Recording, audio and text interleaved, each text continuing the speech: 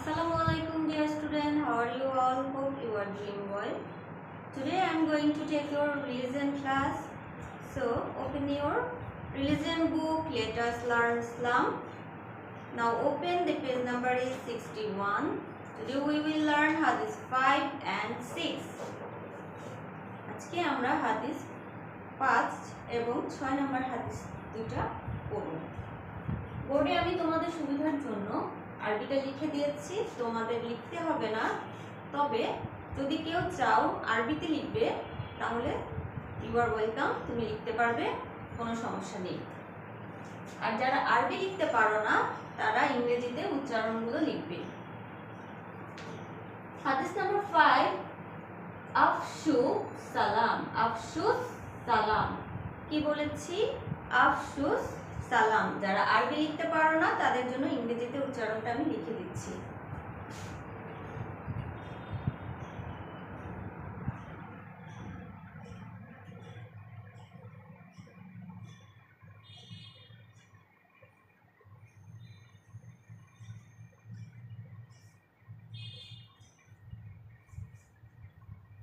আফশুস সালাম। এখানে আমি একটি সাইন ইউজ করেছি। এই সাইনটা কেন দেওয়া হয় সেটা বোঝানোর জন্য এখানে আসতে হবে। এখানে দেখো লাম আলিফ, জবরের বাম পাশে যদি খালি আলিফ থাকে তাহলে এক আলিফ টেনে পড়তে হয়। যখন আমরা আরবি লেখাটা ইংরেজিতে লিখব তখন এই এক আলিফটা যেখানে টেনে পড়তে হয় সেখানে এইরকম একটা সাইন ইউজ করতে হয়। এটা দ্বারা বোঝায় যে এখানে এক আলিফ টেনে পড়তে হয়। আফসুস সালাম, আমরা সালাম করব না, আমরা বলবো সালাম।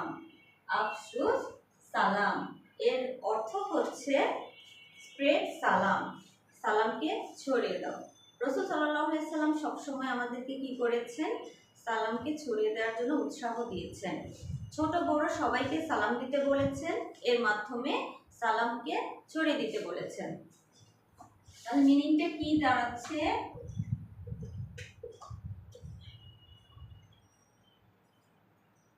স্প্রেড সালাম।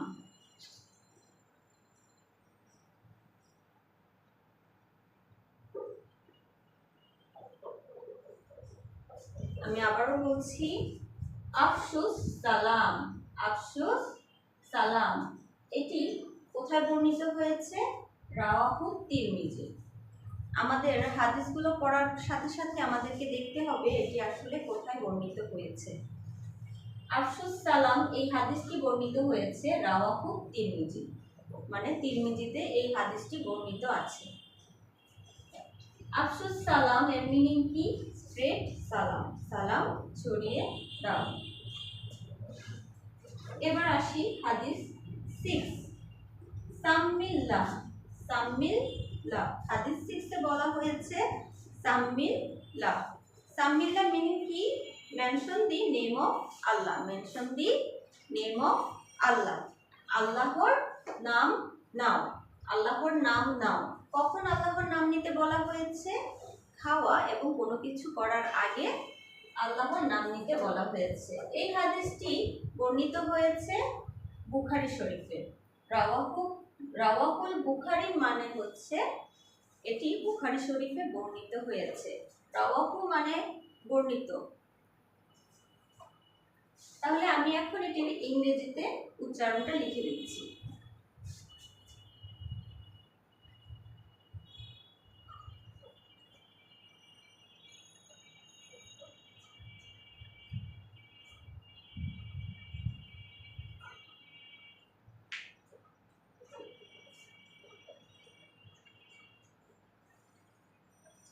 এখানে লক্ষ্য করবে আমি এই সেম একটা সাইন এখানেও ব্যবহার করেছি। কেন করেছি?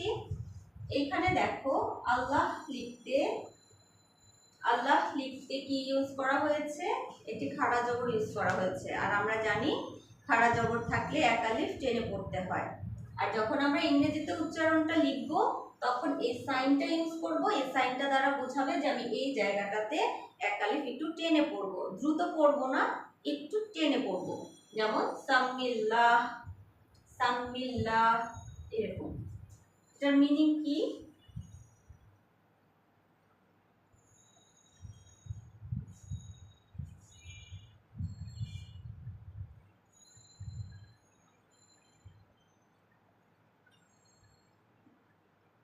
mention the name of Allah. Mention the name of Allah.